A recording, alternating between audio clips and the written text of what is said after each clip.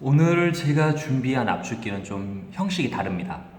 그래서 가변 요동판 압축기라고요. 그리고 핵심 포인트 하나가 있는데 전자식 컨트롤 밸브를 가지고 있습니다. 그래서 이렇게 제가 지금 컴프레셔를 좀 준비했고요. 이 차량 같은 경우는 제가 YF 소나타에서 탈착을 한 압축기가 되겠습니다. 그래서 YF 소나타 또는 K5 그리고 그랜저 HG에서 컴프레셔를 거의 같은 구조를 좀 쓰고 있더라고요. 근데 요즘 현장에서 좀 얘기를 들어보니까 컴프레셔의 고장이 자주 난다고, 좀 이런 타입들이 자주 난다는 말을 좀 접했고요. 그 원인으로서는 컴프레셔가 고장이 나는데 압력 밸브, 그렇죠? 압력 밸브, 컨트롤 밸브를 방금 전에 제가 말했던 이 용량 제어 밸브라 하거든요. 그래서 이 압력 밸브가 고착이 원인인 것 같습니다. 그래서 압력 밸브는 여기 있는 게 바로 압력 밸브, 그렇죠? 용량 제어 밸브 또는 전자식 컨트롤 밸브라는데 이 자체가 내부에 고착이 돼서 컴프레셔 자체에 불량이 되고요. 또한 이게 고장난 원인으로서는 내부에 이물질이 섞인 컴프레셔 오일이 주 원인인 것 같았습니다. 그래서 냉동류, 그렇죠? 냉매 오일 들어가는데 그 관리 또한 좀 중요시해야 되고요. 이 자체가 불량이 났다 해서 이 압력 밸브만 교환을 해버리기 때문에 냉매 회로에는 또 다른 이물질이 섞여 있겠죠. 그래서 걔 때문에 또 고장이 납니다. 그래서 얘들은 냉매 회로 전체를 좀 클리닝, 세척 작업에 좀 들어가야 되겠더라고요. 그래서 좀 중요합니다, 이런 거. 우리 이전에 대우 차량에서도 에어컨 정비가 좀 많았죠. 근데 그 원인 중에 80%가 거의 컴프레셔 불량이었습니다. 그래서 왜 이렇게 컴프레셔에서는 좀 문제가 많이 발생하냐? 우리 뭐 컴프레셔의 종류에는 정말 다양하죠. 그렇죠? 엔진도 컴프레셔다 말을 할 수가 있잖아요. 근데 에어컨 컴프레셔는 특징이 하나 있습니다. 순간적인 가속에 의한 급격한 부하 변동을 동반하고요. 또한 에어컨 스위치의 조작에 따라서 온오프 스위칭 사이클 등의 영향을 정말 많이 미칩니다. 그래서 자동차 에어컨 압축기의 특징으로서는 첫 번째, 가혹한 조건에서 사용이 되는 게 바로 에어컨 컴프레셔의 특징입니다. 즉, 간단하게 이전 차량들에서 에어컨의 온도를 설정해주는 타입이 있었죠. 그렇죠? 그런 걸 우리는 사이클링 타입이라 했는데, 이런 사이클링 타입에서는 어떤 문제가 있었다면요, 자동차의 에어컨 작동뿐만 아니라 온도 작동, 온도 제어 이쪽에서도 컴프레셔를 온오프를 했습니다. 그러니까 24도를 맞춰놓고 에어컨이 작동하는데 25도가 되면 에어컨이 작동되고요, 또는 23도나 더 이상 떨어지면 어떻게 될까요? 에어컨을 꺼야 되겠죠. 그렇게 끌 때 마그네트 클러치를 작동을 시켜서 온오프를 시켰다는 거예요. 근데 이게 너무 단점이 많아요. 왜냐면 엔진은 고속으로 회전하고 있는 중간에 얘들을 껐다 켰다 제어를 해버리니까 엔진의 이제 회전수 같은 경우나 또는 RPM에 좀 불안정이 있었죠. 그래서 그 후에 나왔던 게 바로 비사이클링 클러치 방식이랍니다. 그래서 비사이클링 클러치 방식은 에어컨을 온, 오프 스위치를 눌렀을 때만 마그넷 클러치가 작동되고요. 온도 제어를 위해서는 마그넷 클러치의 사용을 배제하고요. 대신에 압축기의 토출량을 가변했습니다. 근데 오늘 저희가 좀 알아볼 부품은 또 다른 방식이에요. 또 다른 방식. 그래서 가변 요동판 압축기랍니다. 그래서 하나하나 좀 살펴보겠습니다. 이게 에어컨 컴프레셔 프론트 바디고요. 그리고 앞에 부분은 우리는 풀리라죠. 풀리. 그리고 풀리가 돌 때 마그네틱 클러치의 제어에 의해서 이렇게 가운데에 있는 허브라죠. 허브가 이렇게 꽂혀서 도는 거예요. 이쪽이 바로 펜벨트가 걸리는 풀리 부분이고요. 이 가운데가 바로 에어컨의 구동축, 사판이라죠. 이 사판, 구동축을 작동시켜주는 허브 부분입니다. 근데 어떻게 되죠? 얘들은 지금 제가 전기를 공급했을 때는 같이 돌죠. 이거 잡고 돌릴 수가 없어요. 왜? 마그넷이 됐기 때문에 붙었다는 뜻이에요. 근데 전기를 차단하겠습니다. 잘 보세요. 전기를 차단하니까 어떻게 됩니까? 이제 떨어졌죠. 어때요? 헛돌죠.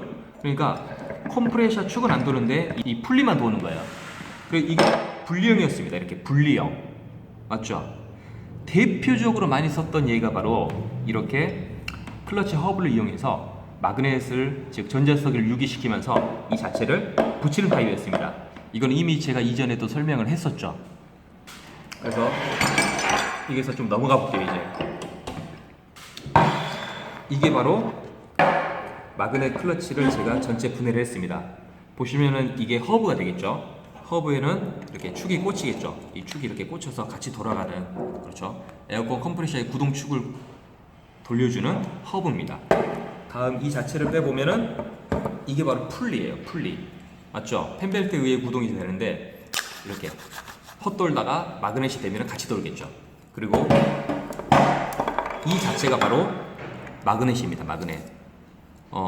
배선은 두 개의 배선으로 이루어져 있고요. 코일이 그냥 감겨 있다가 답니다.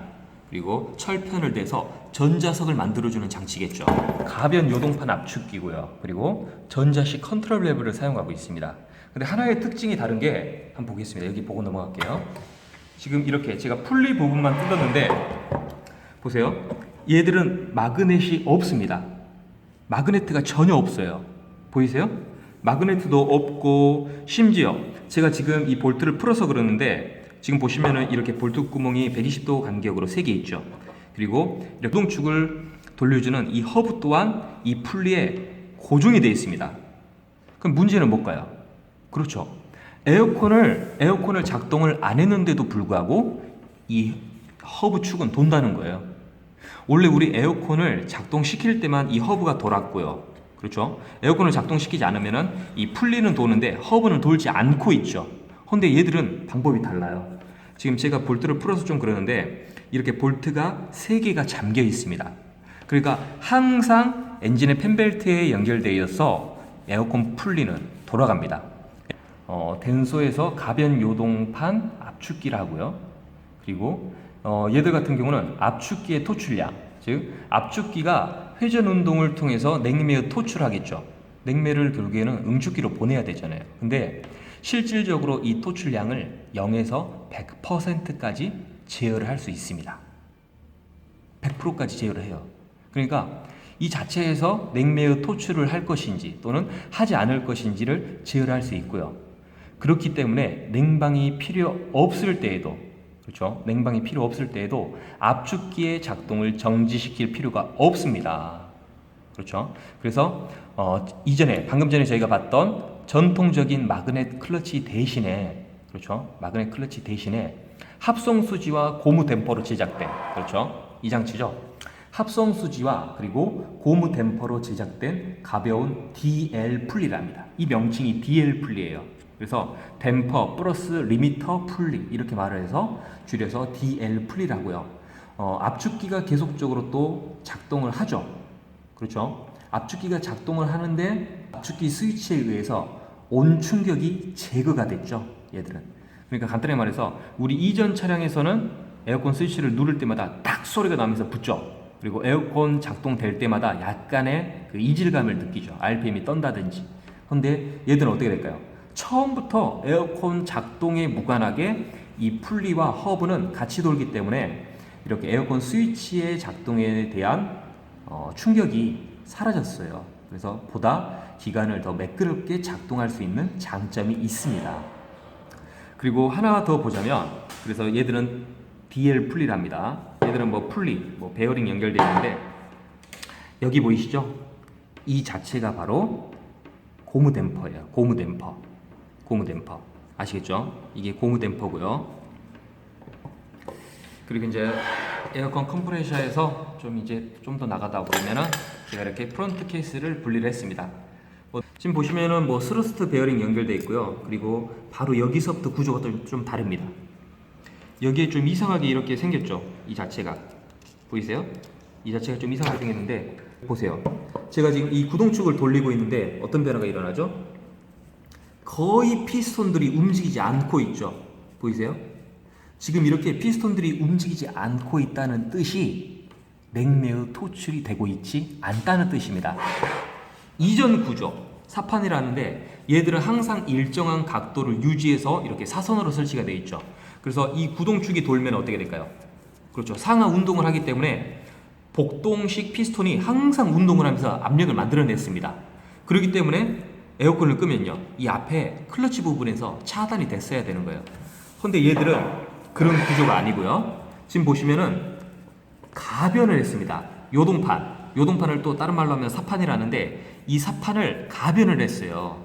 그렇죠. 각도 가변을 통해서 각도의 가변을 통해서 지금 컴프레셔가 거의 일을 안 하게끔 해주는 거예요. 한번 보겠습니다. 얘들은 컨트롤 밸브의 제어를 통해서, 잘 보세요. 각도 변화 한번 제가 해보겠습니다. 각도 변화가 어떻게 일어난다면요. 보세요. 지금 이렇게 각도 변화가 바뀌었죠. 일곱 회전하면 어떻게 될까요? 당연히 피스톤의 압착이 가해지죠. 압축이 가해지겠죠. 보습니다. 보세요. 가변. 다시 이거는 경사를 없앴고요. 얘는 경사를 주는 거죠. 지금 안에 보시는 황동 부분이 바로 사판이라 하죠. 그래서 사판의 경사각을 제어를 하면서 결국에는 컴프레셔에서 토출 양을, 그렇죠, 냉매의 토출을 제어를 하는 거예요. 물론 얘들의 제어는 다 엔진 ECU로부터 좀 제어를 받겠죠. 에어컨 ECU도 다 제어를 받겠고요. 그래서 압축기 크랭크실의 압력을 제어하는 게 바로 이 자체, 이 사판의 경사를 제어해주는 이 장치입니다. 그래서 이거를 가능하게 해주는 장치가 바로 얘입니다. 예. 방금 제가 말했죠. 전자식 컨트롤 밸브이다 이렇게 말을 했죠. 그래서 얘가 바로 이렇게 제어, 가변이 될 수 있게끔, 각도의 변화가 될 수 있게끔 제어를 해주는 장치가 이거예요. 이거 이해하시겠죠? 그래서 전자식 컨트롤 밸브 또는 용량 제어 밸브 이렇게 말을 합니다. 그래서 여기 보시면은 정말 필터가, 가는 필터가 많이 들어 있습니다.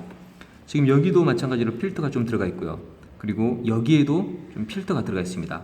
그렇게 얘들은 좀 필터링을 통해서 냉매 속에 섞여 있는 좀 불순물이나 또는 이물질들의 혼입을 막고자 했는데, 그래도 좀 YF 또는 K5 HG가 고장이 좀 잘 나는 원인 중에 하나가 바로 이 자체 용량 제어 밸브의 고착이 원인이라고 합니다. 그래서 이렇게 장치들이 좀 있었습니다. 그래서 지금 보실 때는 에어컨에 약간의 피스톤의 운동이 가해지는데, 이 각도를 어떻게 할까요? 각도를 이렇게 바꿔버리면요. 그렇죠? 이 각도를 바꿔버리면 피스톤이 운동이 많이 되겠죠. 제가 지금 손으로 좀 잡고 있어서 좀 안 되는데, 제가 한번 빼보고 실제로 좀 살펴보겠습니다. 잘 보세요. 네. 피스톤은 총 6개가 들어가고요. 그리고 이 가운데 2개의 드라이브 볼이 들어가는 것도 구조는 동일합니다. 그리고 이 자체가 바로 조정을 해주는 장치였죠. 그래서 제가 이렇게 황동으로 보이는 부분이 사판인데, 손으로 이 사판을 이렇게 작동을 하니까 어떻게 될까요? 그래 보세요. 보이세요? 경사가 바뀌죠? 좋습니다. 이거는 저희가 봤던 이전 타입과도 동일한 거죠. 그래서 이렇게 경사를 주지 않고요, 또는 경사를 주고 이렇게 가변을 통해서 이렇게 마그넷 클러치가 빠진 DL 플리를 사용한다는 거예요. DL 플리는 항상 구동을 시켜버립니다. 에어컨의 작동을 떠나서 항상 얘들을 구동을 시키는데 불구하고 여기에서 각도 변화를 통해서 냉매의 토출이 없게 만들어주는 장치죠. 좋습니다. 이제 이렇게 6개의 피스톤과, 그리고 여기 보면은 얘들이 바로 흡입 또는 토출 밸브가 되겠죠. 그래서 정식 명칭은 밸브 플레이트 어셈블리랍니다. 밸브 플레이트 어셈블리. 보시면은 지금 이렇게 닫혀 있는데, 이 닫혀 있는 것도 제가 한번 눌러 볼게요. 어때요? 이렇게 열리죠. 열리고요. 반대로 하면은 여기네요. 여기는 또 이쪽이 열리죠. 하나, 2개가 되겠죠. 그래서 이렇게 만약에 설치가 된다면 여기가 흡입 밸브, 여기가 뭐 토출 밸브 이렇게 바뀌겠죠. 그래서 이런 게 바로 밸브 플레이트 어셈블리. 그래서 흡입 또는 반대로 토출 밸브가 설치되겠다. 이렇게 좀 이해하시면 되겠죠. 그리고 얘들이 바로 실린더가 되겠습니다. 총 실린더의 수는 6개가 들어가네요. 이전에 저희가 확인했던 압축기 같은 경우는 복동형으로 10개의 실린더를 사용했죠. 근데 얘들은 단동형으로 6개의 실린더를 사용하고 있습니다. 네, 이게 바로 압축기의 오일입니다. 또는 다른 말로 하면은 냉동유라고도 말을 하죠. 또는 냉매 오일이라고 말을 하는데, 여기서 구냉매에서는 순수 미네랄 오일을 사용했고요. 그리고 신냉매에서는 PAG 오일을 사용하고 있습니다. 그래서 신냉매는 냉동유라 말을 해야 되는 거예요. 그래서 좀 더 알아보니까 신차에서는 이 점도가 46짜리가 들어갔고요. 일반적으로 우리 시중에서 카센터에서 냉매를 교환할 때 이럴 때는 점도가 100이랍니다. 그러니까 좀 차이가 있죠. 여기 이제 컨트롤 밸브가 꽂히는 곳이었고요. 이렇게 꽂혔고요. 이렇게 2개의 포트가 나뉘어 있습니다.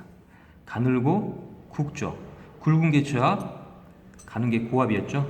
그래서 이쪽에는 지금 안에 검은색으로 체크 밸브가 하나 설치가 되어 있어요. 체크 밸브가. 그래서 체크 밸브가 해주는 것은 역류 방지죠. 토출만 되고 반대로 역으로 들어오는 것은 막아주는 체크 밸브까지 좀 설치가 되어 있고요.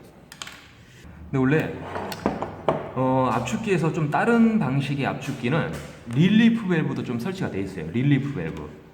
릴리프 밸브는 냉매가 35kg 그리고 110도씨에서는 응축이 불량하게 됩니다. 그렇죠? 응축이 콘덴서로 들어가는데 온도와 압력이 너무 높기 때문에 응축이 불량해요. 그래서 28kg에서는 얘들이 닫히고요. 또는 35kg 이상이 되면 얘들이 작동을 하는 거예요. 그래서 오늘 이렇게 가변 요동판 압축기에 대해서 좀 알아봤고요. 이상입니다.